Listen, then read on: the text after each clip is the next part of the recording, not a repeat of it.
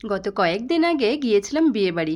আর বিয়েবাড়িতে সেজে গিয়েছিলাম এইভাবে। কেমন লাগছে তোমাদের অবশ্যই জানিও। বিয়েবাড়ি যেতে কার না ভালো লাগে। তবে শীতের সময় বিয়েবাড়ি যাওয়া মানে সোয়েটার আর চাদর। অনেককেই দেখছি সোয়েটার আর চাদর নিয়ে আছে।